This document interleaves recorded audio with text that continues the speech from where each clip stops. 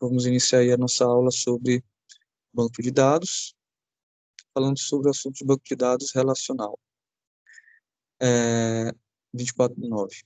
Então, a diferença é que o DBA, ele tem como, também como função a administração do banco. Ele pode projetar e é, administrar. E administrar um banco de dados, a gente vai ver um pouco mais lá na frente, requer toda uma série de ações que são importantes para o banco de dados naquilo que a gente chama de tempo de produção. O que é um banco de dados em tempo de produção?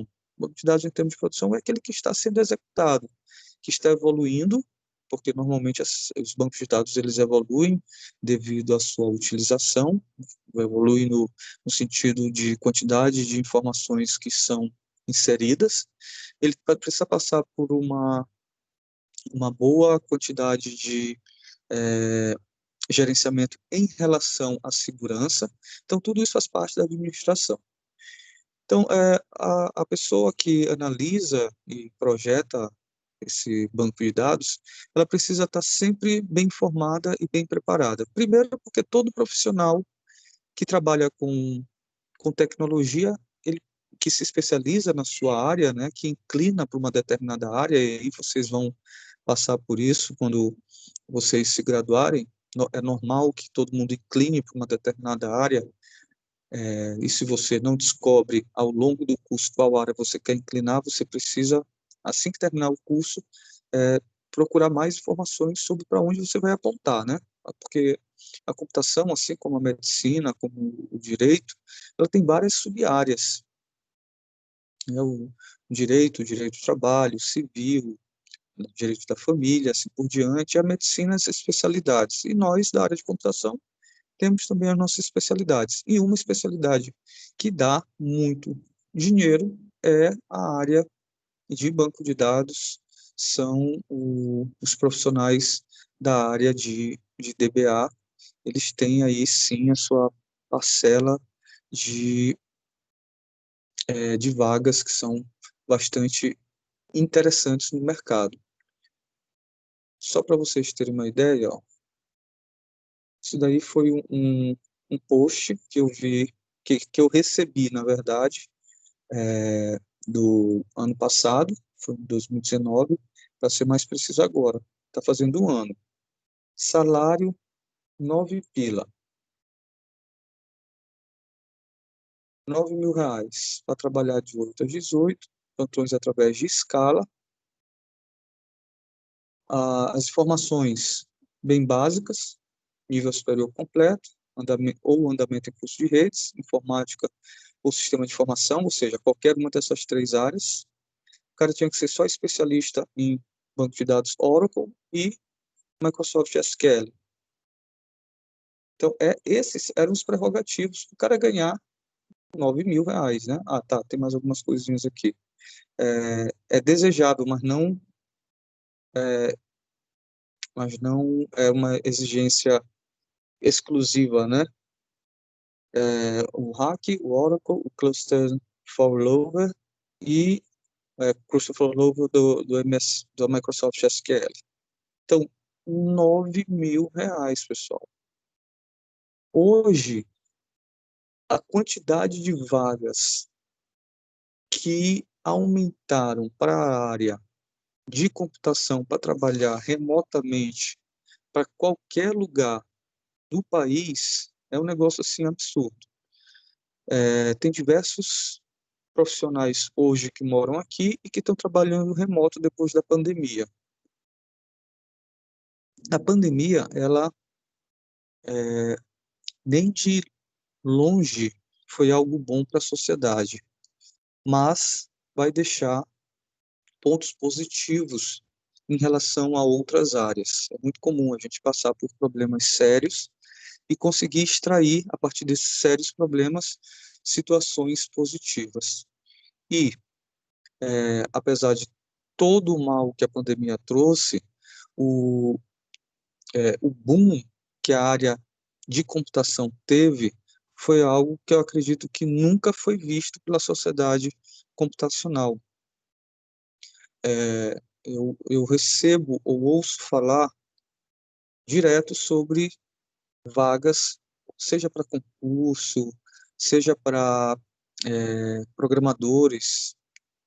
Não sei se vocês estão acompanhando a empresa Pulse, que é a antiga It's Happy, do grupo Mateus. Eles estão contratando. Se tu passar lá na porta com uma camisa de programador, eles já te puxam para dentro para tu poder trabalhar. A procura por, por profissionais da área de computação por essa empresa tem sido muito grande. Deixa eu só verificar aqui se eu acho alguma coisa mais sobre isso.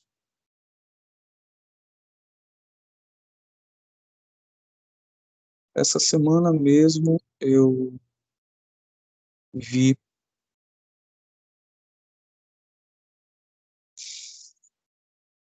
outras vagas que foi um concurso, e lá nessa lista tinha vagas para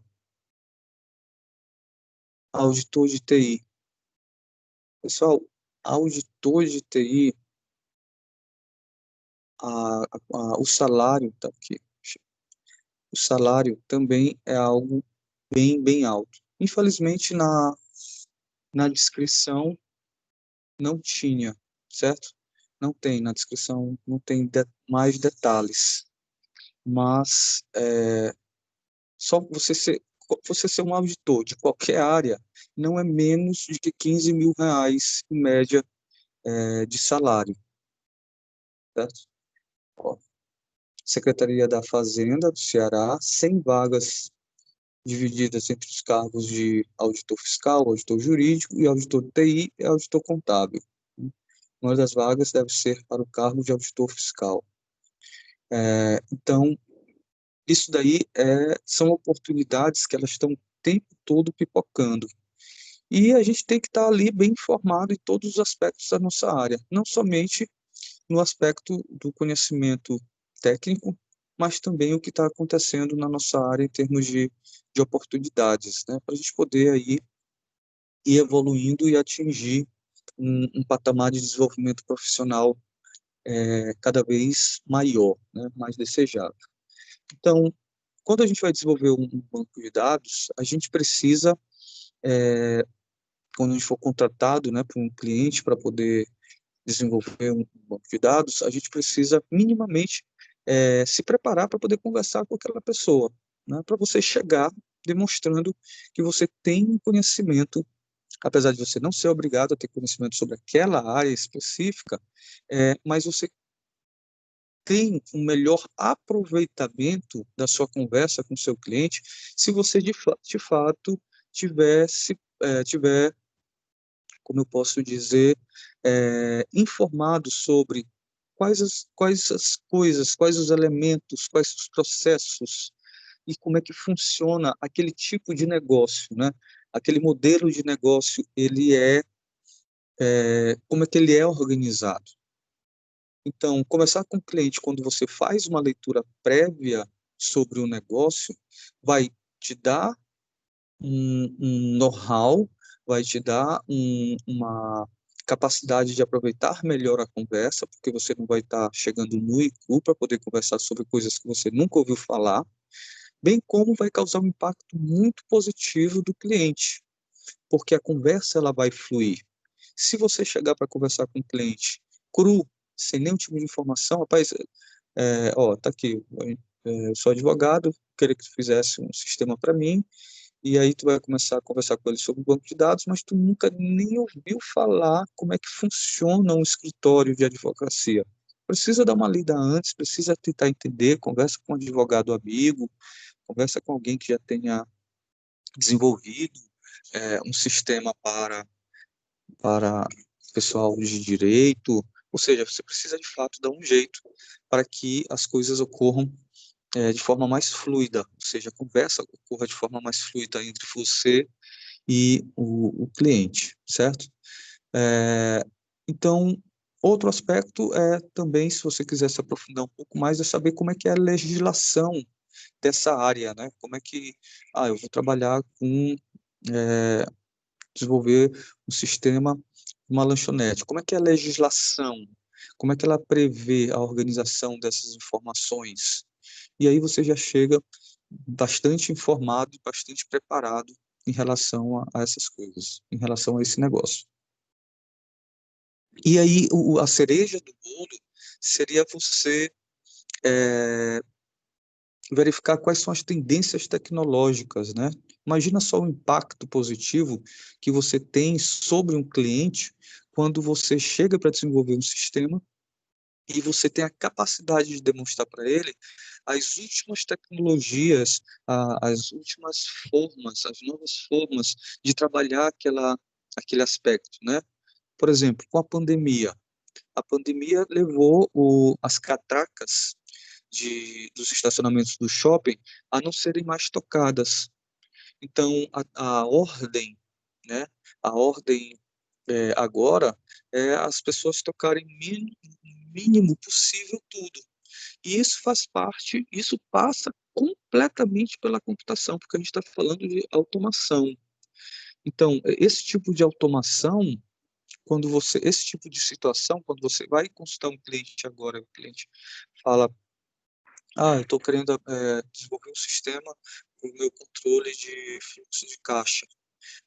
E aí você dá a possibilidade ao cliente, olha, a partir de agora, ao invés das pessoas apresentarem a conta, né, darem uma conta, então darem um item, as coisas podem ser feitas assim, assim, assim, devido à pandemia e tal. Então, isso dá um impacto muito positivo, esses três aspectos. Quando for conversar com o cliente, saber sobre o modelo de negócio, verificar um pouco sobre a legislação, pelo menos um pouco, para saber o que norteia aquela área, e saber sobre tendências tecnológicas que podem influenciar, não necessariamente tendências tecnológicas daquela área, daquele modelo de negócio, mas tendências tecnológicas que podem melhorar o funcionamento dessa estrutura que você está trabalhando, desse sistema que você vai desenvolver juntamente com esse banco de dados.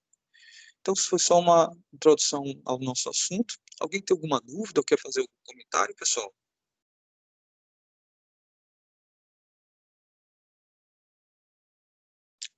Nenhuma Tranquilo. dúvida. É, certo, Felipe. Eu não ouvi o que tu falou. Deixa eu ver aqui se foi no meu telefone. Ele Desculpa, disse que Felipe. não tem dúvida nenhuma ainda. Beleza. Beleza, Felipe. Então, vamos continuar. Então, só para a gente poder fazer um apanhado em relação à aula passada, né, que foi bastante intensa a aula passada também. Nós trabalhamos nós conceituamos o que são banco de dados, a gente conceitou o que são gerenciamento de banco de dados, o que é um sistema de gerenciamento de banco de dados, né? Banco de dados é só aquele núcleo, aquelas tabelas, que pode ser inclusive uma tabela do Word, onde são guardados dados, certo? O sistema de gerenciamento de banco de dados, não, ele é toda uma estrutura de salvar, guardar, né, salvaguardar os bancos de dados. E aí essa estrutura, ela passa por sistemas de segurança para cópias, né, para caso seja perdido, controle sobre quais informações podem ser acessadas e por quem podem ser acessadas, regras para a inserção de informações, que a gente chama também de máscaras, e assim por diante. A gente viu também o banco de dados com e sem o sistema de gerenciamento de banco de dados, né? As problemáticas que podem vir a ocorrer, justamente para a gente poder entender o item anterior, que foi a conceituação de sistema de gerenciamento de banco de dados. Vimos o grau de importância para a integridade de dados, né? Vimos que a integridade de dados é um aspecto, um fator bastante importante, né? A integridade de dados, para quem não estava na aula passada, ela faz referência à veracidade dos dados e sobre a corretude dos dados, ou seja, esses dados são verdadeiros e eles realmente estão corretos, a gente precisa sempre primar por isso. Nós vimos algumas outras características dos sistemas de gerenciamento de banco de dados. Nós vimos que as transações de log, transação e log, né? Nós vimos que o que seria a transação? A transação seria qualquer aspecto que estruture e carregue o banco. Tudo para banco de dados é feito através de linhas de código, que são comandos de execução para criar tabelas, por exemplo, estruturar, ou para manipular os dados dessa tabela. Aí manipular entende-se inserir, alterar e assim por diante. Excluir, editar. Então, existe a transação e existe o log de transação, que tem como principal função manter um histórico de tudo o que aconteceu para o banco de dados se tornar aquela estrutura que ela está naquele momento, certo? Nós vimos também alguns aspectos importantes que o banco de dados precisa ter, né? E aí existe uma técnica, e essa técnica de organização das informações a gente chama de ACID, que na verdade é uma sigla para atomicidade, consistência, isolamento e durabilidade, certo? A gente viu cada elemento desse, atomicidade, consistência, isolamento e durabilidade.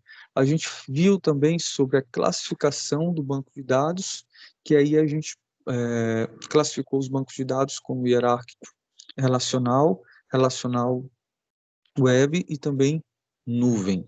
Então, isso aí foi rapidamente o que a gente viu na aula passada. E vamos agora começar, de fato, o assunto de hoje. Tranquilo, pessoal? Alguém quer fazer alguma pergunta antes de a gente entrar mais a fundo no conteúdo da aula de hoje? Beleza. Então, modelagem de dados, né?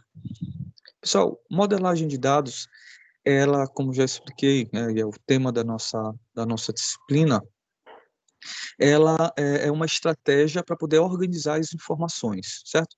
Modelar, a palavra modelar é tomar o modelo, né? Ou criar o modelo, ou organizar um modelo. O modelo, nesse caso aqui, dos dados. E quais dados? Os dados do sistema que nós estamos pretendendo desenvolver, ou um sistema, ou um banco de dados que a gente está fazendo como testes ou algo do tipo. Então, existem diversos princípios técnicos para poder esses dados serem organizados de forma mais eficiente. O gás está passando, pessoal. Alguém quer comprar o gás? O som é muito alto, pessoal, do gás aí passando? Não dá nem pra ouvir, na verdade. Tô nem ouvindo, professor. Não? Tem vezes que nem passo por aqui. Ainda bem. Ainda bem que eu estou aqui no terceiro, eu moro no quarto piso, e como eu estou falando do microfone do celular, não sei se vocês perceberam, está aqui na minha frente, justamente porque o celular ele tem um bloqueio anti-ruído de área externa. E aí eu fico preocupado com os sons para não atrapalhar a absorção do conhecimento de vocês. Mas que ótimo que não faz tanta zoada assim. Então, a modelagem, ela parte do princípio de seguir regras, certo? Por que seguir regras? Por vários motivos. Porque essas regras, essas orientações, na verdade, são mais orientações do que regras, elas estão associadas, elas são resultado de dezenas e dezenas e dezenas de anos de pesquisa de banco de dados, organizada por centenas e centenas de pesquisadores da área de banco de dados. Então, elas são orientações que padronizam um entendimento que torna um conhecimento universal. Então, a ideia é, se todo mundo fizer banco de dados seguindo os princípios técnicos para modelagem de banco de dados, o banco de dados que você cria hoje aqui, ele pode ser reconhecido em qualquer lugar no mundo, se essa pessoa lá do outro lado do mundo também seguir os conhecimentos desses princípios técnicos. Então, a ideia de banco de dados, ela é, de fato, uma reflexão sobre a experiência que o analista ele tem sobre o que precisa ser feito. Então, entendam, um banco de dados ele não vai ser igual para toda a situação. Vamos fazer um banco de dados para fazer a modelagem do banco de dados para a padaria do seu João. Aí tem lá o Ayrton, o Davi e a Ellen. Todos três foram chamados para poder apresentar uma proposta de um layout de um banco de dados para a padaria do seu João. Todos três vão e devem seguir os princípios técnicos de modelagem de banco de dados. E aí, eles vão ter como resultado um banco de dados idêntico? Não, certo? Os princípios e as técnicas, elas levam em considerações, elas são sugestões de como organizar as informações, mas elas não estabelecem de forma rígida como tem que ser exatamente o banco de dados. Modelar, pessoal, é trazer o modelo a partir da sua visão dos dados. Você vai entrar em contato com um determinado negócio, onde você precisa capturar os dados desse negócio, e a partir dessa captura de dados, você vai obrigatoriamente criar um modelo, mas esse modelo ele tem muito da sua visão. Ou seja, nós temos os dados, nós temos a experiência, aquilo que a pessoa, que o analista, o programador, o DBA tem de conhecimento em relação a banco de dados, e você tem os princípios técnicos de banco de dados. Então, são 3 elementos que dão como resultado um banco de dados e que ele vai variar de acordo com cada profissional que vai criar esse objeto, no caso, essa modelagem. Então, do ponto de vista da modelagem, é justamente outro fator que tem que ser considerado. Um exemplo seria um sistema da padaria. Então, a gente sabe o funcionamento da padaria de forma geral, mas a gente precisa saber como cada empresa possui seus padrões e procedimentos. Esses padrões e procedimentos, eles podem influenciar diretamente no processo de modelagem de cada banco de dados. Então, as padarias, o princípio é vender pão. Então, venda é um aspecto bastante elementar, né? Objeto para cá, escolha do cliente, escolha do objeto, paga, dá troco, pronto. Isso é uma venda. Porém, as coisas podem não funcionar exatamente da mesma forma para todas as padarias, e normalmente não acontece. Para isso, a gente precisa ter contato com o cliente de forma mais aprofundada, para a gente poder criar um modelo mais adequado para aquela situação daquele cliente, no caso aqui da padaria, do exemplo. Então, falando rapidamente, para a gente não perder muito tempo, falando rapidamente sobre a história do banco de dados, a ideia de banco de dados, ela veio logo um pouco depois da criação da computação. O computador, a ideia de computação surgiu ali na década de 40, 50, criou corpo físico na década de 60, e já na década de 70, que quando a matemática, né, ela começou a influenciar cada vez mais a computação, surgiu a inserção da teoria de conjuntos aplicadas ao modelo relacional. Então, nessa década de 60, a gente já utilizava a ideia de modelagem de dados, porém não de forma computacional da mesma forma. Então, com o passar do tempo, essa tática de modelagem de dados, ela foi só amadurecendo, saindo ali do básico, e foi passado com a inserção da teoria de conjuntos, né, da álgebra relacional, que a gente vai já ver alguns detalhes. O banco de dados ele pode ser representado por um modelo relacional, baseado justamente nessa coleção de dados, nesse agrupamento de dados que se relacionam, certo? Então, a teoria dos conjuntos ela se aplica ao modelo relacional. As operações que são realizadas nessas tabelas, elas são justamente organizadas por meio da ideia de álgebra relacional. E quando a gente fala de álgebra relacional, a gente está falando nada demais. A gente está falando da seleção de elementos dentro de um conjunto, da união de conjuntos, da junção de conjuntos, da subtração de conjuntos, do produto cartesiano desses conjuntos e da projeção desses conjuntos. Coisas bastante simples. Então, o que é um banco de dados relacional, né? Um BDR. Um banco de dados relacional, ele é justamente uma representação abstrata. Por que uma representação abstrata? Porque a gente está falando, a maioria das coisas na computação é abstrata, né? São ideias. Essas ideias são materializadas por meio de linhas de códigos ou, no máximo, por meio de gráficos, né? E essa representação desse banco de dados relacional, ela é a formatação, como posso dizer, a extração de uma ideia geral, de uma ideia abstrata, sendo concretizada, sendo representada por meio gráfico para a organização de informações.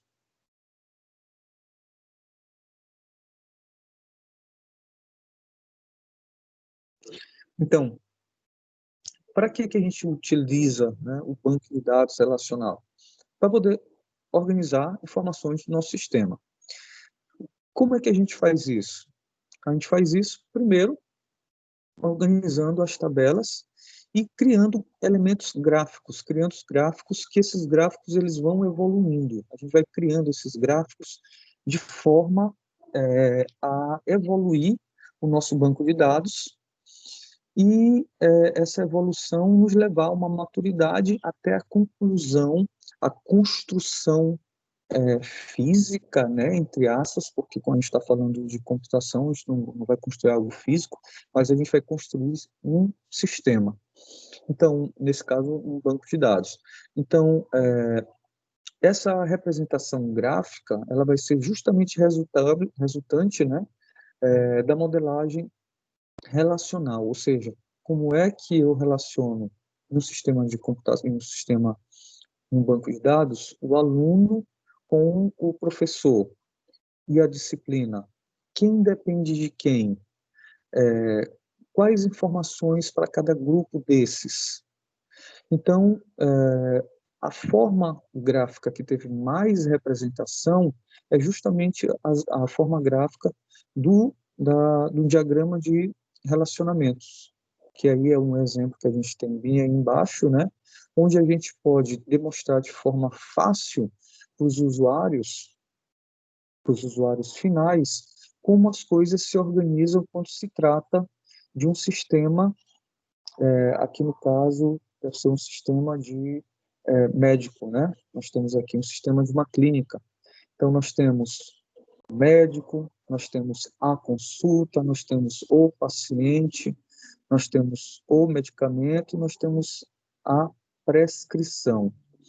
Então, rapidamente, depois que você conversa a primeira vez com um cliente, você tem a possibilidade de demonstrar para o cliente uma estrutura de organização das informações que o sistema vai trabalhar, de modo a identificar se está tudo correto. Então, os usuários finais, eles conseguem compreender facilmente que o paciente, ele está ligado à consulta. A consulta está ligada ao médico. E a consulta, ela pode ter uma prescrição. E essa prescrição, ela pode ter um medicamento. Então, isso são agrupamentos de informações, e esses agrupamentos de informações estão relacionados em si por meio dessas linhas, e aí a gente vai justamente, ao final dessa disciplina, entender como é que a gente cria e quais são as regras técnicas que a gente utiliza para poder chegar nessa eficiência de produção de um gráfico desse. Esse gráfico, do jeito que ele está bem aqui, ele está pronto para poder ser codificado. e existe maneiras bem simples de realizar essa codificação. Dessa maneira aqui, você consegue mostrar para qualquer programador, você modelou todo o sistema, e agora você vai passar esse sistema para quem vai programar, que não obrigatoriamente seja o DBA, e aí, ou você pode mostrar para um cliente, que o cliente também, a maioria deles, pelo menos, vão entender o que você está tentando demonstrar nesse gráfico.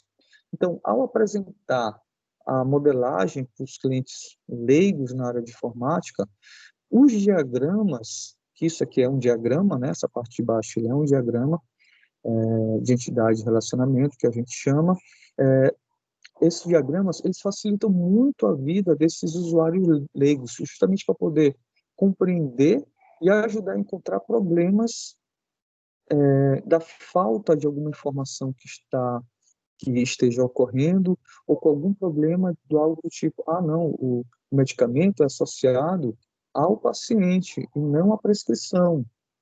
Então, situações em que sejam necessários ajustes.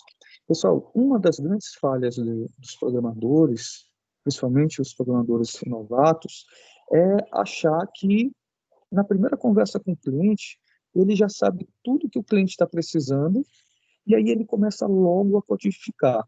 É normal da ansiedade do ser humano você querer, de fato, logo produzir para poder gerar resultados.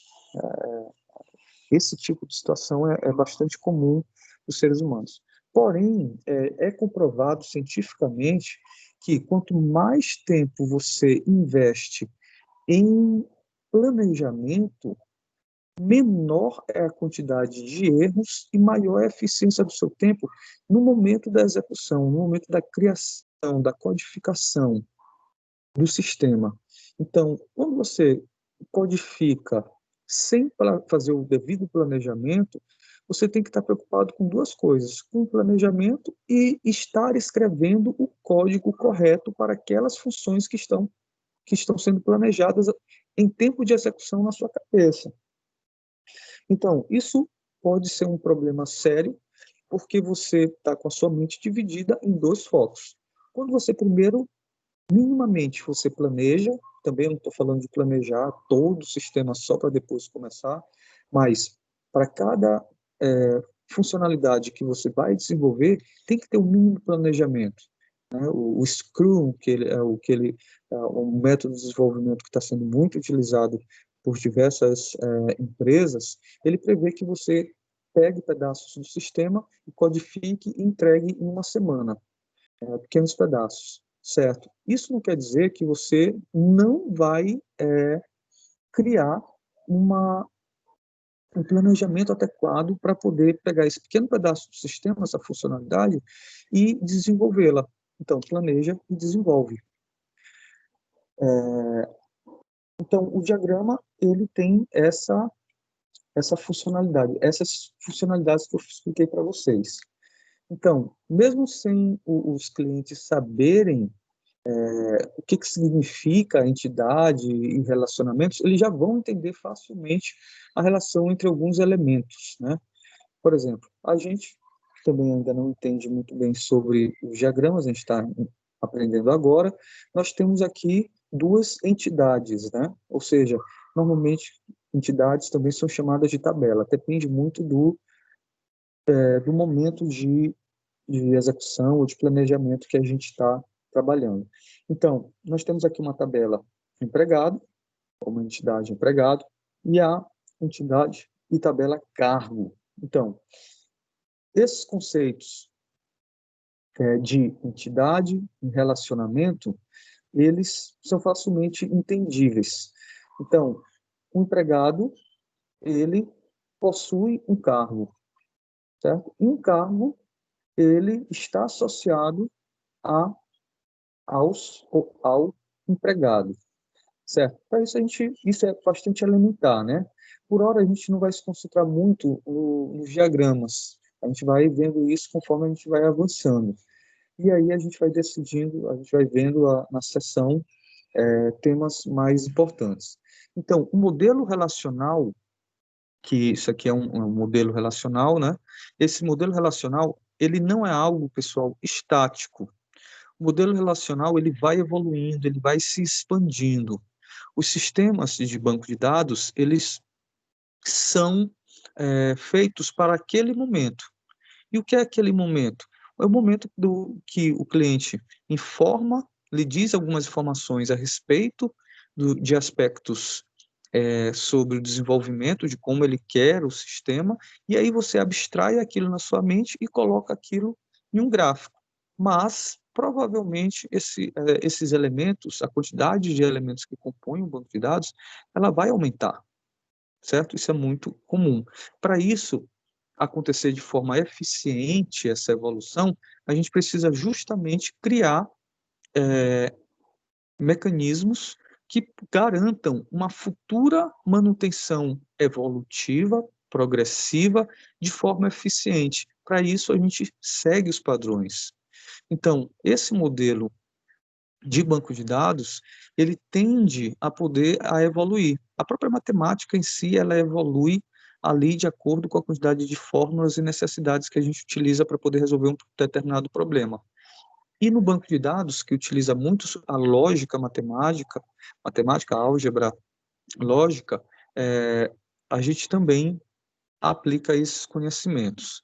Então, a proposta do modelo relacional, né, isso é o modelo relacional, do modelo, a proposta do modelo relacional, ela vai se basear justamente na ideia que as informações em uma base de dados, elas podem e são representadas em tabelas, cujas linhas representam as informações cadastradas e as colunas representam agrupamentos de informações. Então, nós temos aqui uma tabela, e essa tabela, cada linha dessa daqui, ela representa o registro sobre uma determinada coisa, elemento, pessoa, certo? Então, o modelo relacional, ele usa um conjunto de tabelas. Aqui a gente pegou uma tabela, também pode chamar de entidade, e esse conjunto de tabelas, ele vai representar, essa tabela, ela vai representar um determinado elemento. No caso aqui, é o aluno, né? Então, a matrícula do aluno, o nome do aluno, data de nascimento, o curso. Beleza. Isso é um banco de dados? Não. Uma tabela só não é um banco de dados, é somente uma tabela, certo? Agora, mais de uma tabela, aí sim a gente forma um banco de dados. Então, uma tabela, um modelo de entidade e relacionamento, ele tem que ter pelo menos duas entidades e um relacionamento. O que é uma entidade? Uma tabela. E aqui a gente só tem uma, então aqui a gente já não tem um banco de dados ou um modelo de relacionamento de banco de dados. A gente tem aqui, a gente está analisando agora, nesse primeiro momento, uma tabela para a gente poder entender o que é uma tabela, o que é uma entidade, como é que ela funciona. Então, se a gente analisar a disposição dessas informações, a gente percebe que elas estão em colunas, e cada coluna ela contém uma categoria de uma informação, e temos as linhas, né, que cada linha também há informações de um determinado aluno, no caso. Então, nas colunas, nós temos todas as matrículas, todos os nomes, todas as datas de nascimento e todos os cursos. E na linha, a gente está organizando as informações, no caso, os dados de todos os tipos dessa tabela a respeito de um indivíduo. E na coluna a gente tem todas as categorias de um determinado tipo de dado de todos os indivíduos dessa tabela. Então, linha e coluna, elas têm aí a sua diferenciação. Alguma pergunta, pessoal? Alguém quer fazer alguma observação? Alguém tem alguma dúvida? A gente está numa situação bastante elementar ainda, né?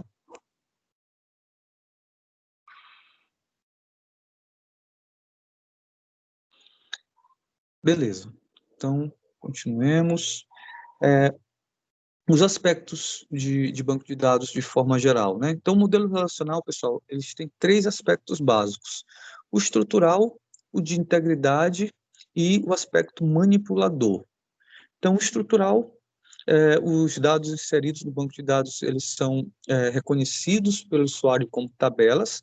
Então, essas informações, são organizadas de forma estruturalmente por meio de tabelas, também chamado de entidades. A gente tem um aspecto da integridade, que a gente já trabalhou um pouco sobre integridade na aula passada. Então, essa organização desse banco de dados, ele precisa levar em consideração as restrições de integridade. Ou seja, isso quer dizer que o banco de dados, ele precisa ter a definição de, por exemplo, um aluno tem pelo menos uma disciplina. Isso é uma Professor, restrição. Oi. professor, banco de dados só pode ser formado por tabelas, no caso, né? O banco de dados que a gente está vendo hoje é o tipo modelo relacional, né? Que foi lá o que nós vimos, banco de dados relacional. Quando se trata de banco de dados relacional, a gente trabalha com tabelas que se relacionam. Esse tipo de banco de dados é o banco de dados mais utilizado por sistemas de forma geral, certo? Existem outros tipos de banco de dados? Existem, mas eles são bem menos comuns, que são os bancos de dados que são orientados a objetos, onde a organização é por meio de objetos e não necessariamente de tabelas. Existem bancos de dados para redes neurais que também são organizados por meio de agrupamentos de informação, mas não necessariamente uma tabela. Então, banco de dados em si, ele tem uma série de variações, mas a aplicação de 90% das informações, dos sistemas que a gente utiliza esse tipo de banco de dados relacional, que a gente chama. Certo, Ronald? Certo, professor. Então, banco de dados relacional, modelo relacional, eles são tabelas. De forma geral, são tabelas, certo? E essas tabelas, elas estão organizadas nesse princípio de ter a sua estrutura. A gente tem que levar em consideração a integridade. E aí, quando a gente fala sobre integridade, a gente está falando sobre restrições, como, por exemplo, um aluno tem que estar, pelo menos, associado a uma disciplina. Uma disciplina, ela pode estar associada a um ou a nenhum aluno. Um professor, ele tem que estar associado a pelo menos uma turma. Então, a gente tem a tabela turma, tem a tabela professor. Aí, o professor, número 1 lá, ele está associado... Oi, aí.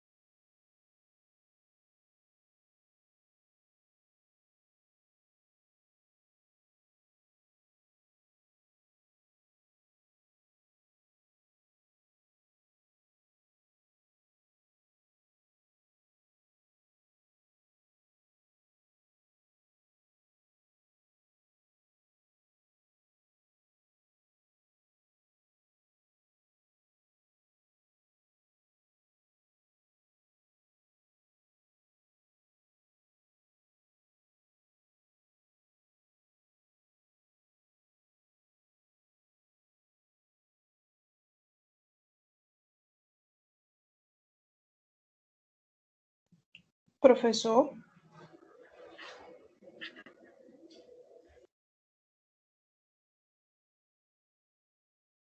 O professor deu uma saidinha.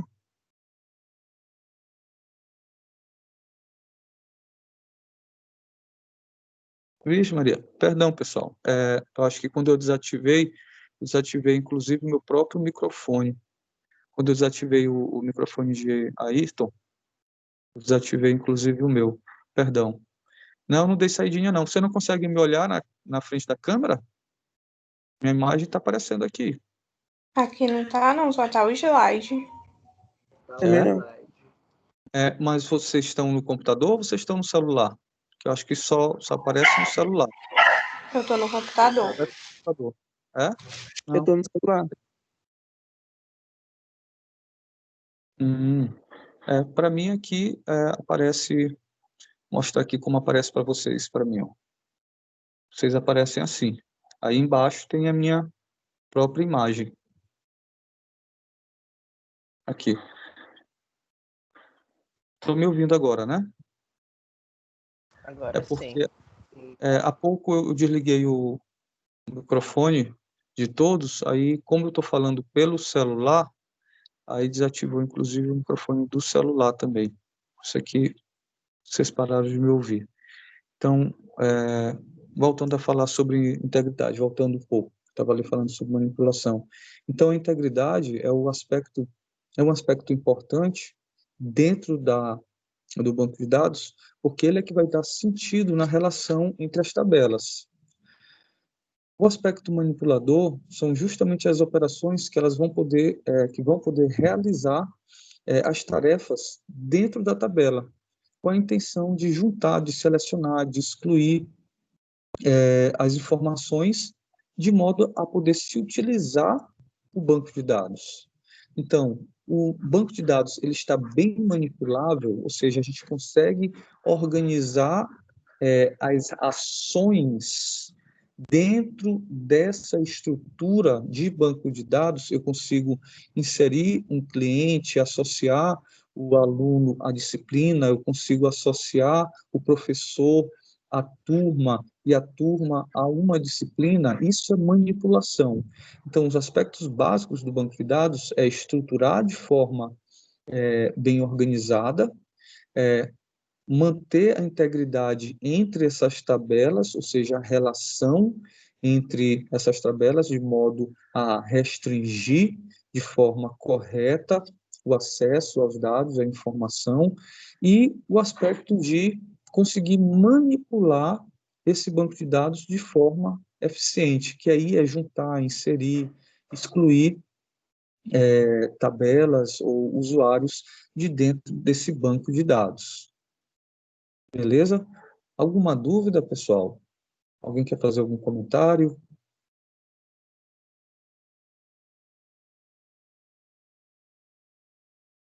Vamos continuar.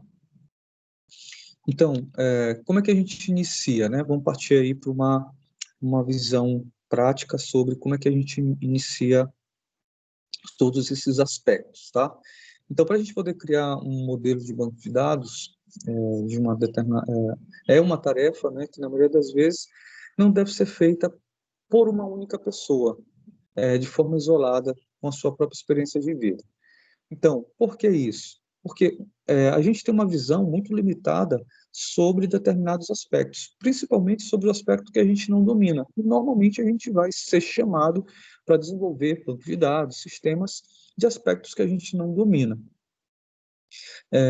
Então, suponha que a gente necessite fazer um banco de dados de uma clínica estética, né? Você tem uma ideia de como funciona uma clínica estética, mas para quem nunca pisou em uma clínica estética, você pode não entender como é que funciona determinados detalhes, né? Então, para a gente poder começar qualquer tipo de banco de dados, a criação de banco de dados, a gente precisa fazer, assim como o sistema, um levantamento da Professor, análise dos... Oi. Tenho uma pergunta para o senhor. No caso, eu, eu terminei a faculdade de Ciência da Computação, encerrei o curso. Aí, no caso, eu arrumo eu consigo um projeto de fazer um banco de dados. Mas eu só tive a sua disciplina. No caso de banco de dados, eu consigo fazer um, ou preciso de mais pessoas assim? A nossa disciplina é uma disciplina de modelagem, certo? Então, ela se restringe a realizar a modelagem. E o que seria a modelagem de forma geral? Tu pode perguntar agora. O que é modelagem de banco de dados? É você projetar no papel o que seria o banco de dados, entendendo todos os elementos. A nossa ideia é entender todos os elementos para a gente criar um modelo no papel.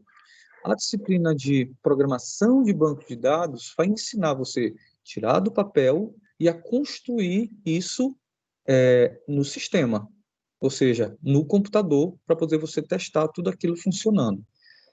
Se por um acaso tu fizer somente modelagem de dados, tu precisa correr atrás do conhecimento de como programar banco de dados. Aí eu te digo, o que é mais importante das duas? Modelagem é mais importante do que a programação. Por quê? Porque a modelagem está toda a expertise, toda a estratégia de como organizar o banco de dados, ela está ali no projeto da parte de modelagem. Depois, qualquer pessoa que sabe programar banco de dados, pega o teu projeto, os teus gráficos e codifica. Então, ali não tem esperteza nenhuma de quem só codifica. Quem só codifica está transformando a ideia que já está nos diagramas, transformando isso em código. E para isso não precisa de esperteza nenhuma, basta você saber os comandos. Então, entre as duas disciplinas, a mais importante é essa.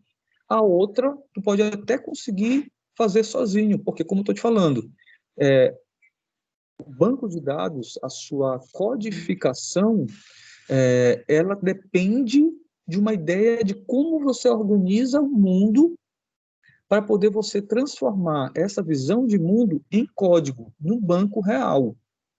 Então, quem faz essa parte é a parte de modelagem, momento de modelagem e momento de codificação. A gente vai ver esses 3 níveis acontecendo, certo? Sendo que aqui a gente se restringe ao nível de concepção e modelagem, e o aspecto físico é para outra disciplina, mas a gente vai ver isso funcionando no aspecto de entender esses passos, do começo ao fim. Então, respondendo a tua pergunta, quando tu terminar a minha disciplina, tu pode estudar um pouco no YouTube mesmo sobre como programar um banco de dados e, a partir da ideia de qualquer banco de dados já feito, você consegue codificar ele de forma muito mais facilitada. Não sei se eu consegui responder a tua pergunta, se ainda ficou alguma dúvida. Conseguiu.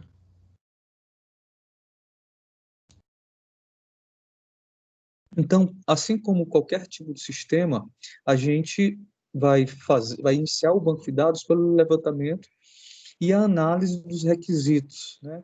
Na mesma estratégia de desenvolvimento de um software, que é por meio de entrevistas, e a gente vai ali documentar todas as necessidades dos usuários.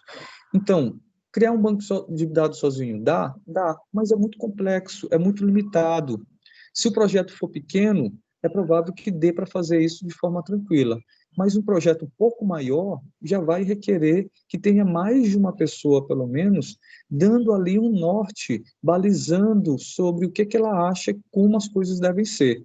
Mesmo que isso seja você, o programador, e o usuário cliente, né? Mas você tem que estar compartilhando ali a sua visão sobre quais os dados vão ser importantes para poder o sistema funcionar. A gente não pode simplesmente fazer umas consultas na internet e supor que o que é necessário para o sistema. A gente tem que, de fato, estar trabalhando o sistema de acordo com a realidade, se possível, discutindo com um outro programador ou o próprio cliente sobre o que ele acha que como as coisas devem ficar, quais as informações ele acha que deve ter, certo? O aspecto de requisitos, né? Assim como nos sistemas de forma geral, o requisito ele é justamente uma condição ou uma capacidade que o software deve possuir. O requisito ele vai ser um levantamento de análise das necessidades que o sistema precisa atender para atingir os objetivos por qual ele está sendo desenvolvido. E isso vai ser fruto de reuniões, né, com os clientes, com outros analistas, se tiver mais de um programador. Tudo isso vai resultar justamente no documento que vai ter a especificação das funcionalidades que o banco de dados precisa possuir. Ah, professor, mas eu não estou desenvolvendo um banco de dados, estou desenvolvendo um sistema. O banco de dados é só um elemento. Pois é, então tem que ter o programador, de forma geral, e tem que ter o cara ali do banco de dados. Eu tenho que ter duas pessoas que vão compartilhar as tarefas. Professor, mas eu sou sozinho, eu que vou fazer tudo. Então, aí tu precisa de um pouco mais de cuidado para poder documentar as coisas de forma, de fato, evolutivas, tá? Eu vou começar pelo banco de dados. Gente, sistema a gente começa coletando informações. Entrevista do usuário, entrevista com o cliente.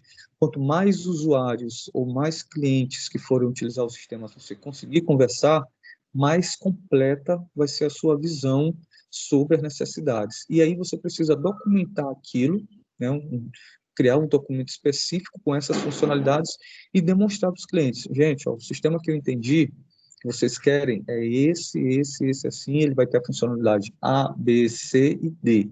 Essas funcionalidades é o que vai nortear o funcionamento do nosso sistema. Então, os requisitos, pessoal, é um dos principais elementos da programação de forma geral. E com banco de dados não é diferente, certo? O que a gente faz com os requisitos? Captura, documenta e valida com o cliente. Se a gente deixar de capturar alguma informação importante, alguma funcionalidade importante no início ali do projeto, a gente corre o risco de quando essa funcionalidade ela vier à tona, quando ela vier a aparecer, ela precisar mudar toda a estrutura do teu sistema. Isso às vezes acontece, tá? E isso nos traz problemas seríssimos. Então, as etapas de modelagem de um banco de dados, ela é muito parecida com do levantamento de um sistema, a criação de um sistema de forma geral. Então, a fase inicial do projeto de banco de dados, ela se caracteriza ela se caracteriza pela essa necessidade dos dados prováveis que o usuário vai precisar e que vão ter que ser armazenados nos bancos de dados. Essa é a ideia. Quais as informações que eu preciso manipular, armazenar, editar, consultar. Quais são essas informações? Esse é o princípio da modelagem do banco de dados quando se trata ali das primeiras etapas. Então, as etapas de modelagem possuem as funções podem ser classificadas como a concepção, a elucidação, a elaboração e a negociação. A gente vai ver um por um desses elementos. Pessoal, eu vou dar uma parada de uns 5 minutos, certo? Para a gente poder continuar. Só descansar um pouquinho aqui a voz. E ir ali no banheiro. E em 5 minutos a gente volta. Ok? Tá certo. Até já.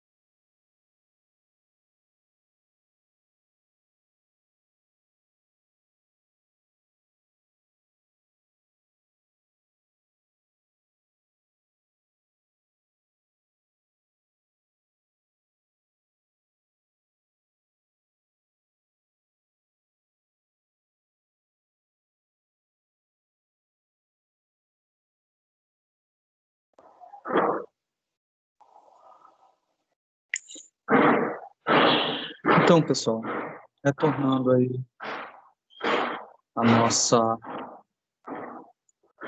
aula. Então, nós paramos nas etapas de modelagem, né? Essas etapas de modelagem, elas possuem essas 4 classificações. Então, vamos ver cada uma delas.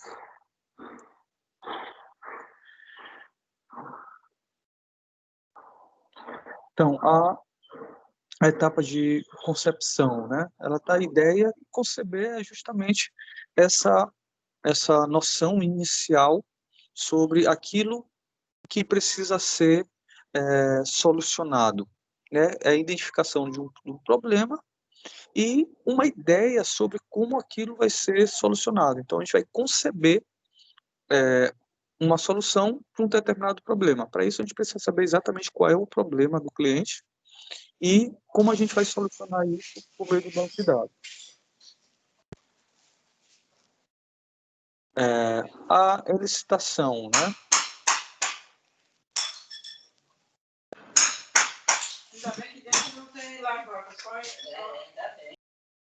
A licitação. Então, a licitação ela vai surgir justamente com as conversas com os usuários do software, né, com os clientes, com o objetivo de coletar mais detalhes sobre como as coisas acontecem dentro desse software e, a partir desses acontecimentos, a gente conseguir verificar para cada acontecimento um agrupamento de informações que são necessárias para poder o software conseguir, né, atingir o seu objetivo, que é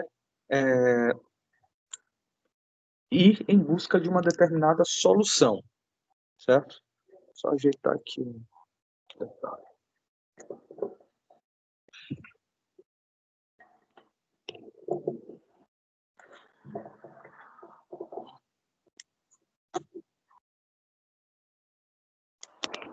Só um instante.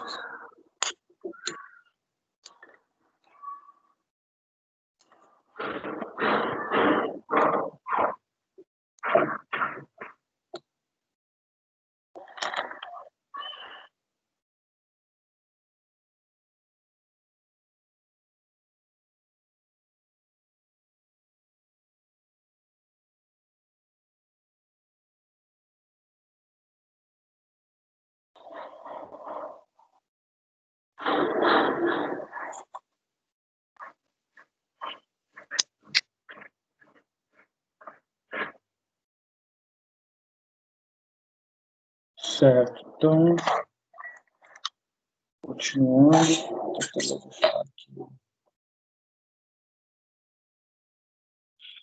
certo. Então, a licitação, né? A licitação é esse levantamento por meio dessas conversas. Então, a licitação é uma evolução da concepção.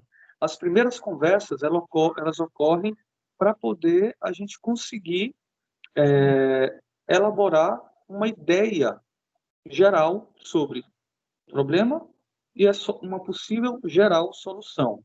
A licitação é uma etapa evolutiva, que aí ela passa por como as coisas acontecem.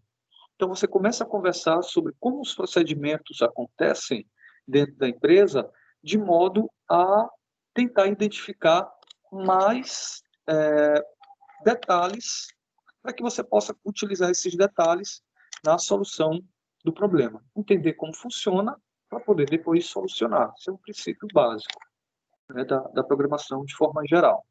E aí a gente passa para a etapa de elaboração, como o próprio nome, né, ele está falando. Essa etapa de elaboração é a criação de modelos para a formalização dos requisitos, né, que entra a nossa disciplina aqui, a parte de fato de modelagem. Então, como é que é possível a gente encontrar falhas ou esquecimentos dos clientes ou do próprio analista de sistemas? Então, a gente precisa, nesse momento, tentar extinguir qualquer tipo de problemática que venha a ocorrer sobre possíveis problemas de aspectos que não foram levantados lá no começo de tudo, na licitação e na concepção. E, por fim, a gente tem a etapa de negociação, que a gente apresenta um modelo para o cliente, e esse modelo ele vai requerer ali mais itens, novas funcionalidades. Então, a gente tem que verificar qual é a viabilidade de inserir essas novas funcionalidades, uma vez que você já estabeleceu, nessa altura do campeonato, um preço lá na concepção, que é o momento que a gente estabelece preço, são nas etapas de concepção, você já estabeleceu um preço, porque ele pediu para solucionar um problema do cliente, né? Um problema para o fluxo do caixa. E aí tu vai ali, é o fluxo do caixa, então eu vou fazer por tanto, e aproximadamente tanto tempo. Aí, então vamos lá. Aí tu começa, aí quando tu entrega um modelo no banco de dados, ele vai dizer, poxa, mas não teve também a parte de estoque? Aí você vai dizer, não, a gente não falou nada sobre estoque. Né? Como é que queria que eu colocasse estoque se a gente não comentou nada sobre estoque? Então, essa questão, nesse momento que entra justamente a questão da negociação. Então, o que seria a qualidade quando se trata de um banco de dados, tá, pessoal? Então, a qualidade em relação a um banco de dados, ela está associada justamente à forma como esses requisitos são levantados, mas só que não fica restrito somente àquilo. Então, se você conversa uma vez com o cliente e já passa para criar o banco de dados, você desenvolve o banco de dados baseado em uma conversa que você teve com o cliente, provavelmente seu banco de dados tem um nível de qualidade muito baixo em relação aos bancos de dados em que os analistas, né, os DBAs, realizam diversas conversas. Essa é a boa prática. Então, as boas práticas no desenvolvimento de um banco de dados, ele influencia diretamente a qualidade de um banco de dados. Então, há um momento que a gente projeta um banco de dados, a gente vai precisar sempre se anteceder às necessidades dos clientes. Por exemplo, você está desenvolvendo um banco de dados para a padaria do João. Essa padaria do João, hoje ele pediu para desenvolver um banco de dados no aspecto de controlar as informações do caixa. Mas você certamente vai, no futuro, desenvolver o restante desse mesmo sistema, os outros módulos, do tipo controle de material, controle de estoque, controle de produção e assim por diante. Então, é prudente você desenvolver um banco de dados, você modelar um banco de dados já baseado nessas previsões futuras do cliente, com vistas no crescimento. Pode ser que, de fato, o cliente não faça mais nada depois daquilo. Mas, caso ele faça, você já está preparado, você já facilitou o seu próprio caminho para poder participar dessa evolução. Então, a gente sempre tem que estar antecipando aí, se antecedendo às necessidades do cliente. Então, muitas vezes, a gente cria sistemas muito além do solicitado. Essa é que, normalmente, é a ideia, né? A gente desenvolve isso visando justamente a questão da qualidade final do software. Para o software, no final das contas, ficar assim, poxa, eu fiquei realmente satisfeito. Eu fui com uma ideia e o cara me entregou algo que foi muito além das minhas expectativas. Então, isso vai aumentar muito a tua possibilidade desse cara te indicar para outros clientes, né? Então, a gente sempre vai estar ali realizando vários testes como forma de garantir que as relações as relações que a gente está criando, né, as relações criadas, estejam realmente corretas, que o relacionamento dessas tabelas estejam de fato corretas. E para isso a gente precisa fazer alguns testes, né, bastantes testes. Então a gente vai utilizar alguns exemplos, no caso de dados, né, típicos da empresa para determinar se algum ponto crucial da modelagem pode estar com problemas. Esses aspectos nos ajudam a elevar a qualidade do banco de dados. Quando se trata de usuários, pessoal, os bancos de dados, eles são chamados de atores, né? que podem normalmente que são pessoas, né? Mas não obrigatoriamente, não se limita a isso, mas normalmente são pessoas. E essas pessoas, elas fazem manipulação dos dados por meio de operações nessa base de dados.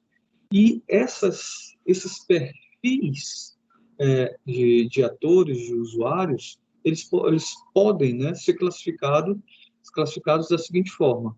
Nós temos os atores programadores de banco de dados, os usuários sofisticados, os usuários específicos e os usuários navegantes. Então, o que são os usuários do tipo programadores da aplicação? É o próprio programador do software, né? Que eles podem ou não criar essa base de dados. Então, a gente tem ali a pessoa que criou o banco de dados, que ele é um tipo de programador da aplicação, mas só que a gente não só tem esse tipo de usuário que programa. Por exemplo, eu desenvolvi o meu banco de dados para um determinado sistema, eu fui contratado para isso. Então, fui lá, fiz a modelagem, né, a concepção, a licitação, a elaboração e a negociação, entreguei lá o banco de dados. E aí, essa mesma empresa chamou outra pessoa para poder fazer um app para essa empresa. E aí, esse app, ele vai ter que ter acesso a esse banco de dados. Então, eu preciso conceber para ele uma senha do tipo programador de aplicação, porque a aplicação que ele vai desenvolver vai consultar as informações que estão no banco de dados da empresa. Então, não obrigatoriamente, os programadores de aplicação é aquela mesma pessoa que criou o banco de dados. Ele pode ser um programador que está criando um sistema que vai trabalhar em cima dessa base de dados já existente. Ou seja, qualquer um outro desenvolvedor de sistemas. Porque, afinal de contas, o banco de dados, ele não necessariamente precisa ser feito ou criado, e normalmente não é desenvolvido somente para uma aplicação. Um exemplo, o banco de dados da faculdade, de uma faculdade, tem as informações dos alunos, e essas informações dos alunos estão dentro de um banco de dados. E aí, quais são as aplicações que utilizam essas informações? A aplicação da biblioteca, a aplicação do financeiro, a aplicação da matrícula, a aplicação do acadêmico, a aplicação do professor, que lança nota, falta, conteúdo. Então, todas essas aplicações, elas são separadas do banco de dados, certo? Isso a gente viu na aula passada. A ideia dessa separação é um fundamento, é um princípio básico do banco de dados. O banco de dados ele não pode estar ali entranhado a uma aplicação em si, porque vai que a aplicação dá problema, o banco de dados vai parar. Precisa ser assim, certo? Essa organização, ela depende muito, ela segue muito o princípio de que as coisas precisam ser feitas de forma independente para justamente quando uma aplicação der problema, ela não agrida ou ela não interfira nas coisas mais importantes que a gente tem dentro do sistema, que são os dados. Então, um outro tipo de usuário do banco de dados são o que a gente chama de usuários sofisticados. Esses usuários sofisticados, eles são treinados para poder manipular a base de dados por meio de consultas no banco de dados. Então, geralmente, são analistas de sistemas especializados em um determinado software ou base de dados. Então, a gente tem ali um usuário que ele pode ser, por exemplo, um usuário pesquisador. Né, nas faculdades públicas e privadas também, você desenvolveu um sistema para a veterinária, né, para a escola veterinária, para a área de veterinária da faculdade. E aí a faculdade tem lá um banco de dados sobre todos os pacientes, que são os animais, com seus respectivos cuidadores, E esses animais, todos eles têm diagnósticos, têm receitas e coisas do tipo. E tu tem aí os pesquisadores, né? Tem os estudantes de veterinária que querem fazer consultas do tipo, quantos cachorros adoeceram na época da pandemia com raiva, né? Com a doença raiva. Então, isso é uma busca mais apurada. Para isso, a gente realiza um treinamento para esses usuários saberem manipular o banco de dados, saberem fazer essas consultas e dá uma liberação para eles acessarem esse banco de dados de forma que ele possa realizar essas consultas que vão embasar pesquisas, estudos e coisas do tipo.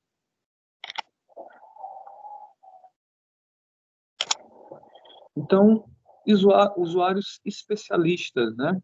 São desenvolvedores que projetam aplicações em determinada base de dados específica e complexa, como dados gráficos ou cartográficos, né? São usuários como os usuários navegantes, com os usuários sofisticados, porém, eles têm um conhecimento mais aprofundado, certo? Eles não estão consultando os dados para criar relatórios, eles estão consultando os dados para poder fazer atividades complexas, né? Gráficos e assim por diante. Cartografia, no caso. Então, já os usuários navegantes são os usuários comuns. São usuários que fazem uso das informações do banco de dados e muitas vezes eles nem sabem que eles estão utilizando o banco de dados. Eles simplesmente têm acesso ao banco de dados por meio de um determinado software, de determinada aplicação. Ele não sabe, não faz nem ideia do que é um banco de dados. E a informação para ele é apresentada através de tela, né, vinda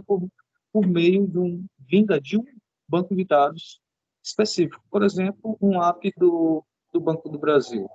Você tem um banco de dados do Banco do Brasil, e aí quando você vai consultar seu extrato, o seu extrato ele está guardado em um banco de dados.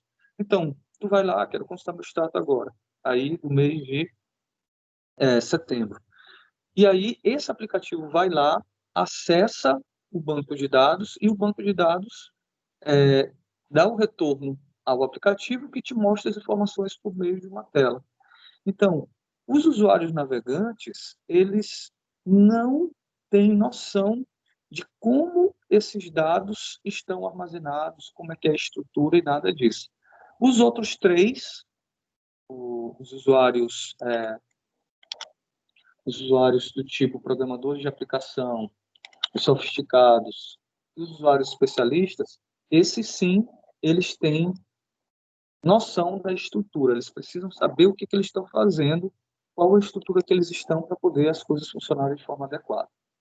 Os navegantes não. Entenderam, pessoal, a diferença entre um e outro tipo de usuários do banco de dados? Alguém tem alguma dúvida?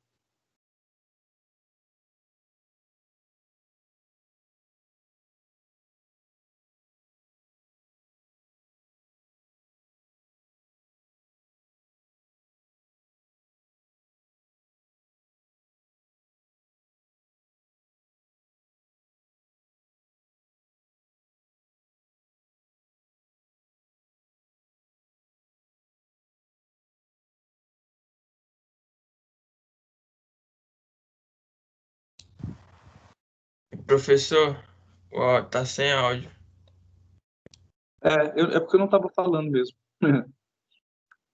Pessoal, vamos falar agora sobre, já que não tem dúvida sobre os usuários, vamos falar sobre o administrador de banco de dados, né, o DBA. Então, o DBA, pessoal, eu já dei vários sinais, né, sobre o que seria o DBA, mas aí a gente vai falar nesse slide de forma mais específica. Então, é sempre necessário ter alguém que vai ter o controle total sobre o sistema, né, de banco de dados. E quando se trata de você ter o controle total sobre o sistema. E quando se trata de banco de dados, o ideal é que esse usuário seja o administrador de banco de dados do inglês Database Management System, né?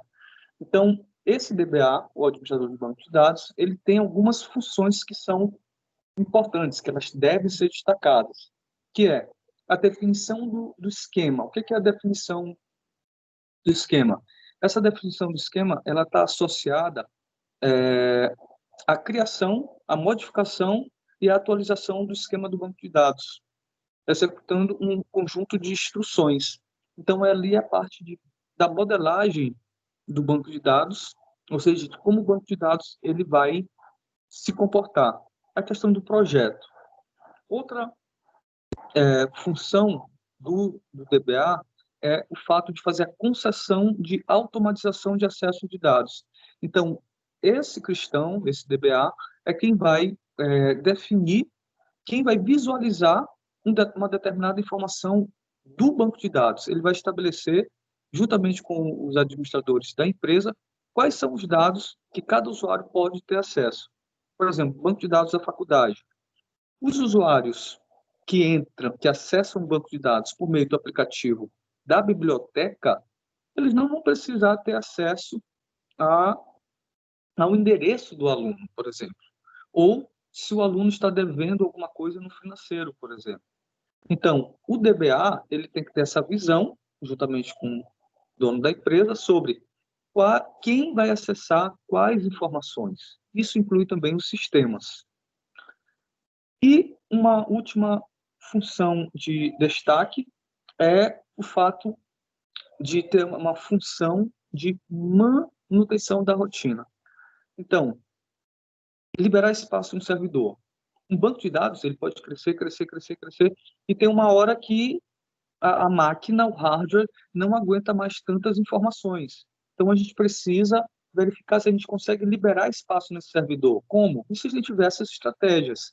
Fazendo cópia de segurança dos dados mais antigos, que não vai ser preciso, ou então recolher informações que nunca foram utilizadas e que nunca vão ser utilizadas. Então, existem diversas estratégias para isso. Criar as cópias de segurança, afinal de contas, se o banco de dados for perdido, você precisa ter uma estratégia de colocar esse banco de dados para funcionar novamente. A estratégia é realizar backup. Professor, mas backup é simples. Não é bem simples, não é tão simples assim. É só colocar tudo em um pendrive e acabou. A gente está falando de algo que muda a todo instante. O banco de dados é algo dinâmico, como a gente já viu antes. Então, monitorar as tarefas do servidor para a gente evitar possíveis gargalos de acesso. De repente, você criou um sistema, que esse sistema ele começou com 50 usuários, mas de uma hora para outra o teu sistema ele bombou lá na internet e você agora tem 10 mil usuários. E aí, o teu banco de dados ele vai suportar tantos requisitos? O que eu vou precisar fazer para poder dar suporte ao funcionamento por meio para tantos usuários simultaneamente? Então, a gente precisa estar monitorando aí esses acessos para evitar justamente esses gargalos de acesso ou de internet ou coisas do tipo. Então, o administrador de banco de dados, pessoal, ele vai possuir diversas funções. E essas funções, elas envolvem, além dessas que eu falei, a questão da administração, a configuração e a manutenção do sistema de gerenciamento de banco de dados. O DBA, pessoal, ele também vai precisar estabelecer as regras de acesso do servidor, justamente para poder monitorar e realizar as manutenções preventivas. Né? Ou seja, o banco de dados está dando sinal de gargalo, o banco de dados está dando sinal que está cheio, o hardware está começando a não mais suportar a quantidade de usuários. Tudo isso é necessário o DBA realizar um monitoramento. O bom da história é que tudo isso é feito por softwares de manutenção ou de monitoramento. Para tudo isso tem software de monitoramento e aí você consegue automatizar o backup, automatizar os alarmes para caso exista algum tipo de gargalo ou alguma tentativa de acesso não devida. Para tudo isso tem sistemas. Então, é desse profissional a responsabilidade de garantir que a empresa sofra o mínimo possível com problemas de hardware e de software. Então, tudo que tem a ver com banco de dados, mesmo sendo de hardware ou de software, é de responsabilidade do DBA. E ele precisa tomar ações preventivas para que os problemas não ocorram.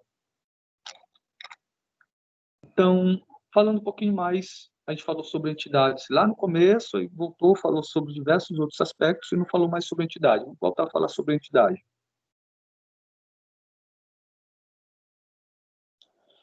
Então, o modelo relacional, que é esse que a gente está estudando, que é o mais comum, não o único, mas o mais comum, ele usa um conjunto de tabelas justamente para poder apresentar os dados como a relação entre elas. Então, possui uma tabela com múltiplas colunas, normalmente são múltiplas colunas, e cada uma possui um único nome.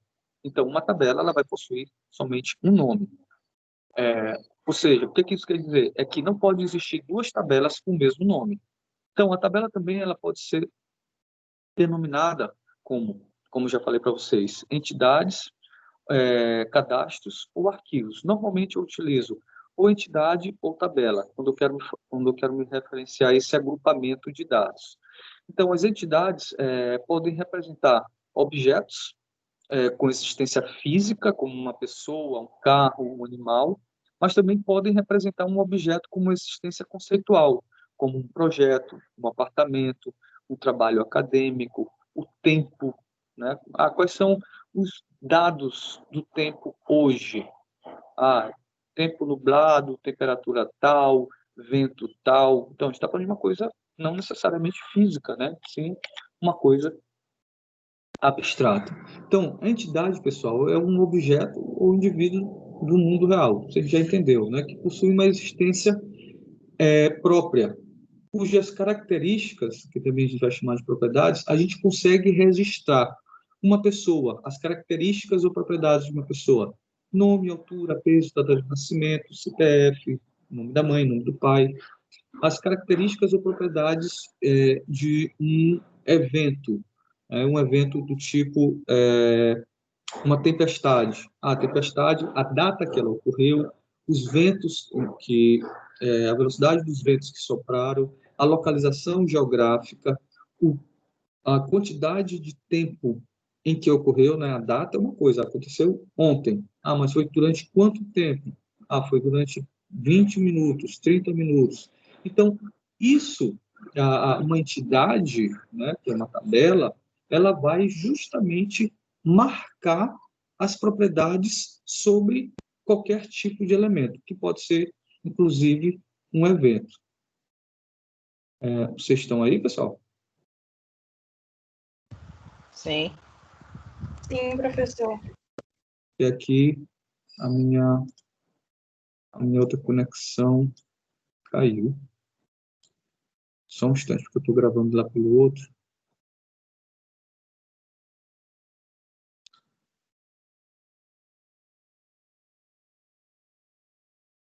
Certo.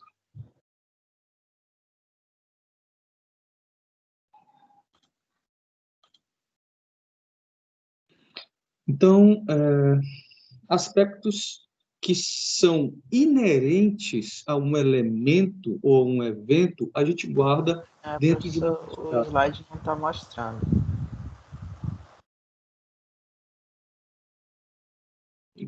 Aqui.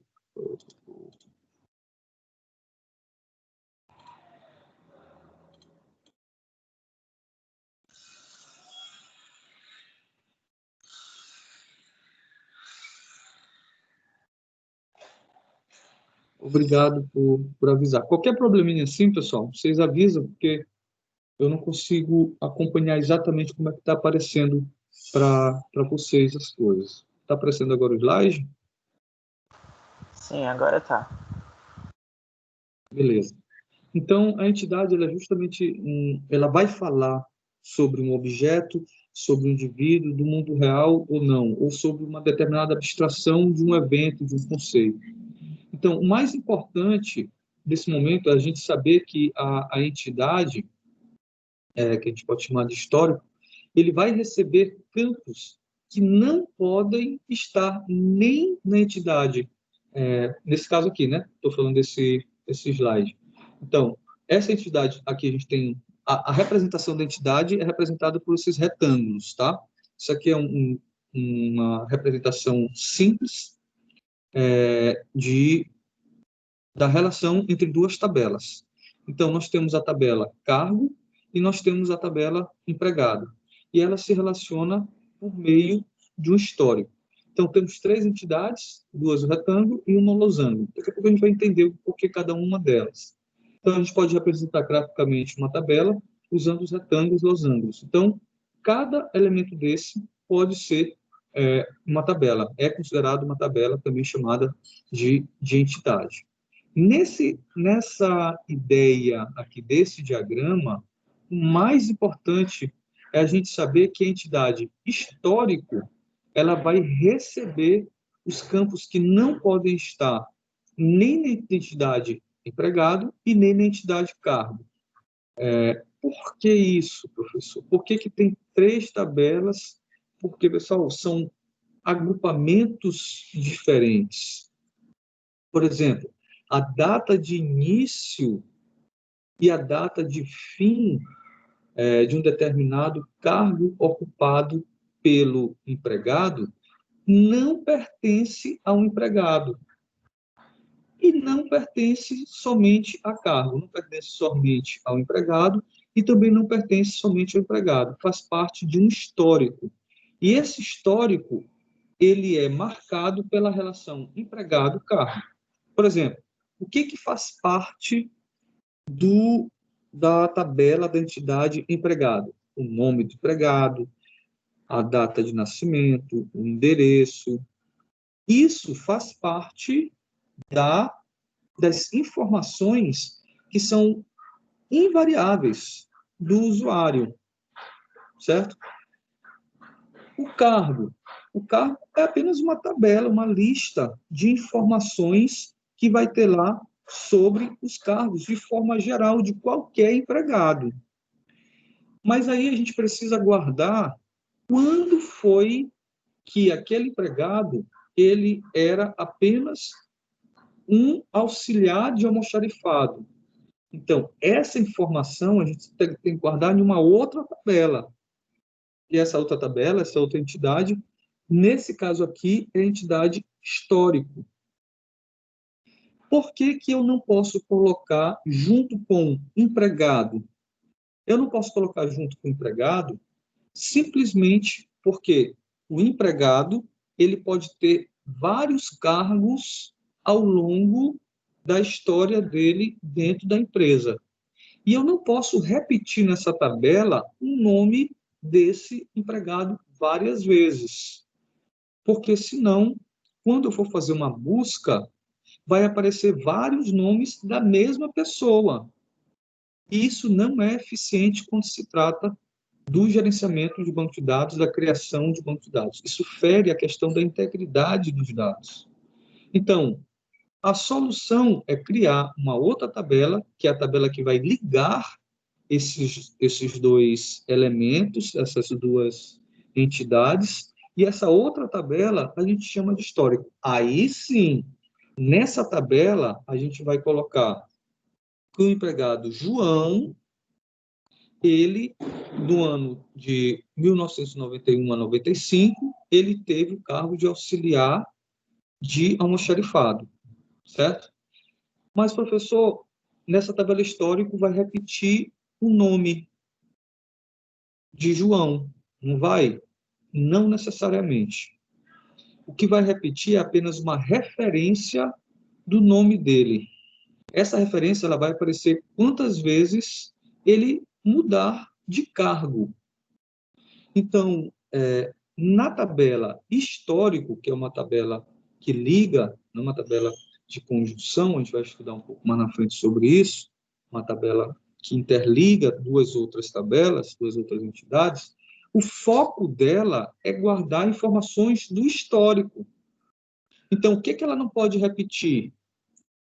Um nome com o mesmo período, certo? Isso ela não pode repetir. O nome do empregado com o mesmo período, porque o foco dela é o histórico. O histórico é baseado em períodos, em tempos. então ela não vai poder repetir os tempos para esse mesmo empregado. Assim como na tabela entidade, na entidade empregado, não vai ser possível você estar repetindo o nome da mesma pessoa ao mesmo tempo, porque senão existe o que a gente chama de uma duplicidade de informações. E duplicidade de informações é ruim para o banco de dados, para a integridade dos dados. Não se preocupem em entender exatamente por completo, exatamente em nível de detalhes muito aprofundados, porque a nossa disciplina é justamente para poder a gente entender esses elementos de forma geral. Alguma dúvida aqui desse pequeno diagrama, pessoal, dessas duas tabelas? Todo mundo entendeu que essas tabelas, cada tabela dessa, ela tem um agrupamento, e por que tem um histórico aí no meio? Alguma dúvida?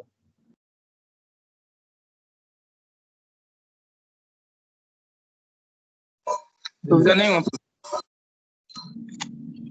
Então, o nome das tabelas, né? As coisas não podem ser feitas assim, à revelia. Vou colocar o nome da tabela porque eu quiser. Não, existe todo um propósito para o nome das tabelas. Então, a nomenclatura dessas tabelas, dessas entidades e dos atributos, ela tem toda uma padronização pelas empresas de desenvolvimento de software de forma geral. Essas entidades, elas devem estar sempre no singular, certo? É o primeiro aspecto, e começar com uma letra maiúscula.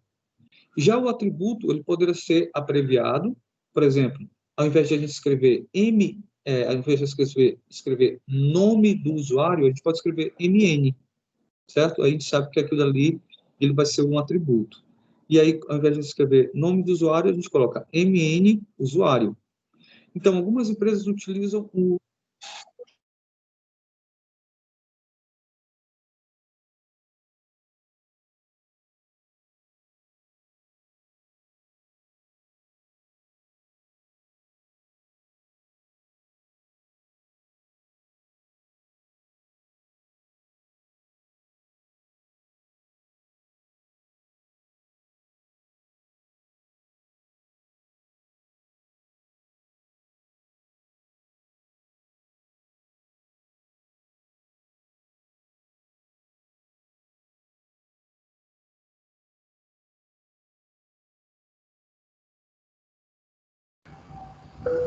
Pessoal, a Vivo aqui do meu telefone foi embora, aí eu passei aqui pro computador. Vocês estão me ouvindo? Sim, agora a gente está ouvindo. Certo. Então, deixa eu ver aqui se volta. É melhor sempre pelos... Quer dizer, eu sempre deixo o celular e o computador ligado para poder, caso não tenha problema, que é...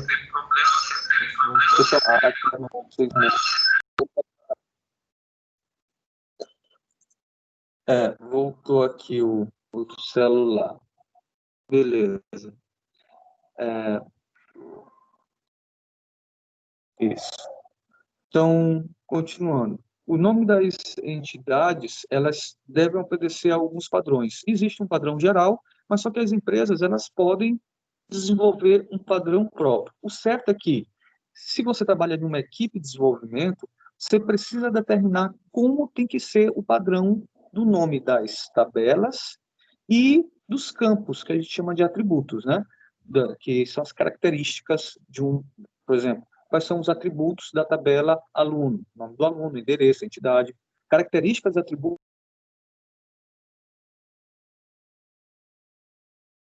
tem a mesma coisa. Então, quando a gente quer colocar o nome do aluno, a gente coloca MN, underline, aluno. Isso pode ser uma padronização para um determinado campo, para um determinado atributo. Então, no gerenciamento de banco de dados, não é aconselhável a gente utilizar espaços em branco, né? Na programação, de forma geral, a gente não utiliza espaços em brancos, porque eles podem cometer, em algumas linguagens de programação, isso pode ocasionar erros. Números ou caracteres especiais no nome das entidades e dos atributos, porque quando a gente precisar fazer uma chamada para uma determinada tabela, para consultar, esses tipos de caracteres especiais ou números, eles podem trazer problemas. Mas isso é para efeito didático, né? Isso é uma padronização que não necessariamente uma regra, é apenas uma boa prática.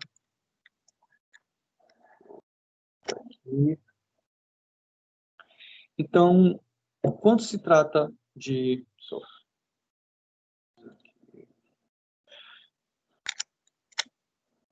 Certo. Então, ainda falando aí dos elementos das entidades, né? Essas informações que são armazenadas nas entidades, elas devem ser e devem ser agrupadas com os atributos, né? Dentro dela, o que tem? Os atributos, que são as propriedades, né? Campos ou também chamado de colunas. Então, nessa tabela aluno, a gente identifica o campo, atributo ou característica ou propriedade da tabela, exemplo, um nome. Como a gente está representando a tabela aí, a gente coloca só nome, de forma bastante simples. Então, cada coluna ela vai representar uma categoria de uma informação, que nessa coluna vai ter somente esse tipo de informação. Ou na coluna nome vai ter somente nomes, não pode ter outra coisa, senão quebra a questão da integridade. Na coluna nome, somente o nome do aluno deve ser digitado. Então, um conjunto de atributos, eles têm que estar logicamente distribuídos e organizados dentro da entidade. Outro elemento dentro da entidade que a gente geralmente trabalha como informação são os registros. O que é o registro? O registro é igual a linha, também chamado de tuplas, certo? Tuplas. Então, linha, registro ou tuplas é aquilo que passa por todos os campos, mas fala sobre um indivíduo. Como, por exemplo, aí na nossa tabela Anali, que tem a matrícula tal, a data de nascimento tal e o curso de Direito. Então, aquilo é um registro sobre Anali. Então, uma linha é um registro, certo? E a coluna, ela vai ser uma categoria de atributos, de campos. A coluna vai ser uma categoria que vai falar sobre um determinado aspecto de todos os elementos que estão dentro dessa tabela, que estão aí dentro dessa entidade. Então, a gente vai observar nessa tabela que a gente possui um campo chamado curso, né? Ele está disposto nessa tabela somente como exemplo ilustrativo. Mais um pouco na frente, a gente vai ver que esse campo ele vai vir de uma outra tabela, ou seja, através de um relacionamento. Mas, por hora, só para poder a gente ter uma visão mais didática, a gente colocou curso aí como sendo uma informação exclusiva do aluno. Mas, de forma geral, a gente já subentende que não é. Mas, na frente, a gente vai precisar fazer determinados acertos, com cuidado para evitar que essas tabelas elas escondam outras tabelas dentro delas mesmas, em formato de campo, como, por exemplo, curso. Curso aí, ela está colocada de uma forma mais ou menos errada, mas que a gente vai perceber por que ela vai evoluir, né? Mais na frente, nessa modelagem, a gente vai perceber. A gente está justamente estudando como perceber esses detalhes e descobrir esses segredos de modelagem para a gente criar banco de dados mais eficiente. E um dos aspectos é descobrir essas tabelas que estão dentro de outras tabelas escondidas. Então, como é que a gente faz a declaração dos elementos? Então, os atributos ou os campos de uma tabela, eles vão possuir vários tipos que devem ser cuidadosamente declarados para evitar o desperdício de armazenamento. Por exemplo, o campo nome deverá ser do tipo texto, mas se o campo for de uma quantidade de filhos, por exemplo, é correto a gente declarar do tipo inteiro, ou byte, e não como texto. Então, o processo de modelagem, pessoal, ele visa justamente buscar as informações para criar o banco de dados da forma mais eficiente.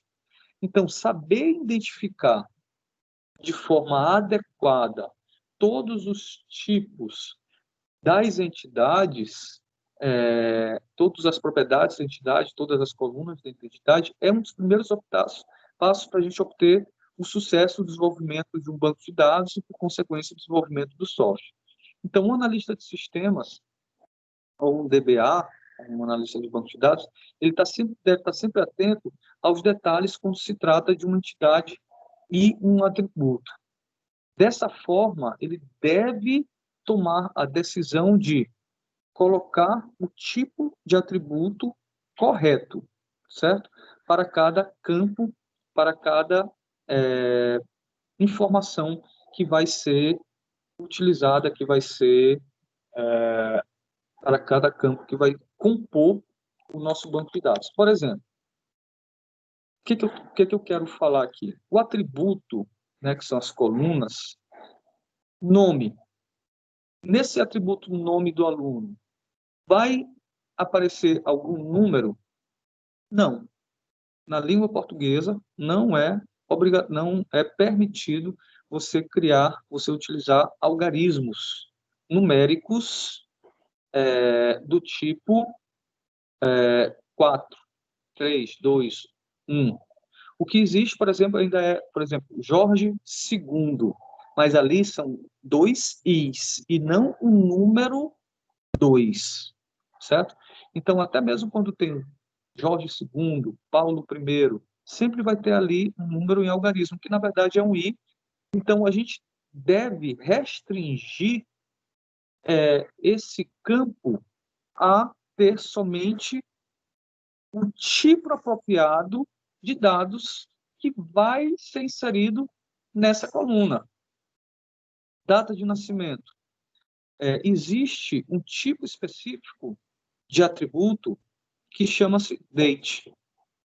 E aí ele pega esse campo e restringe esse campo em 2 aspectos. Primeiro aspecto, colocar somente números. Segundo aspecto, colocar os números em um determinado formato, que aí esse formato a gente pode definir também como um determinado tipo de comando. Qual o objetivo disso, professor? É o seguinte: um banco de dados, ele pode ser algo pequeno, mas pode ser algo também que tenha bilhões e bilhões de registros. Quando é um banco de dados pequeno, que não vai passar ali de 1000 registros, por exemplo, você desperdiçar espaço não é algo sacrificante. Mas a gente faz um banco de dados para ele rodar durante muitos e muitos anos. E aí, ao longo desses anos, esse banco de dados pode crescer muito. Então, se você não utiliza o formato adequado, você pode estar desperdiçando espaço. Como seria esse desperdiçar espaço? Por exemplo, você colocar em data algo do tipo texto, um tipo texto, porque no tipo texto ele vai te permitir colocar letras, números e caracteres especiais. Então, ele vai guardar um espaço na memória para esse atributo grande. E aí, para cada atributo que você vai colocar, para cada registro, para cada linha, para cada aluno, na data de nascimento, ele está guardando um espaço de uma memória que nunca vai ser utilizado, porque ali só vai entrar, no máximo, 8 caracteres, que é 2 do dia, 2 do mês e 4 do ano. Então, para que tu colocou o texto que ele vai caber aí 256 caracteres? É desperdício. E aí, quando tu for fazer uma busca no teu banco de dados, que tem 1000 registros, ele vai ter que passar por todas essas memórias que estão desperdiçadas, fazendo com que tua busca, tua pesquisa, ela fique mais lenta.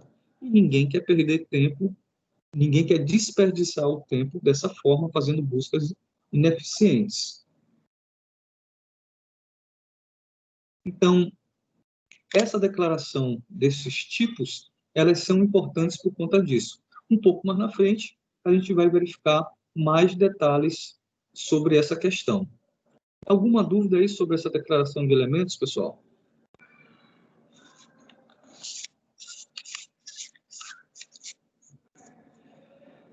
Certo. Então, vou passar uma atividade, certo? Vocês vão imaginar que vocês foram contratados para informatizar uma empresa e vão começar uma modelagem do banco de dados. E aí vocês identificam qualquer tipo de problema na empresa, né?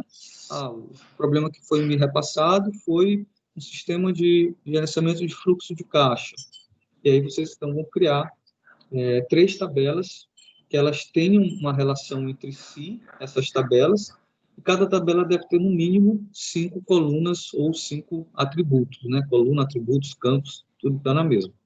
Então, e descreva todos os elementos que a gente estudou nessa sessão, usando o exemplo que você criou nessas tabelas. Essa atividade, vou colocar aqui, ela vai valer 100 pontos. Vou colocar aqui para a gente não esquecer.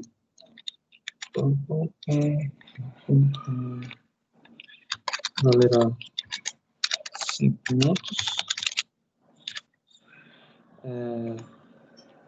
Vocês vão mostrar na próxima aula, cada um mostra o seu.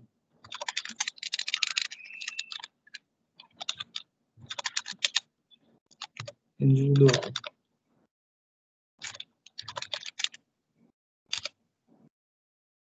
Certo, pessoal? Dúvidas?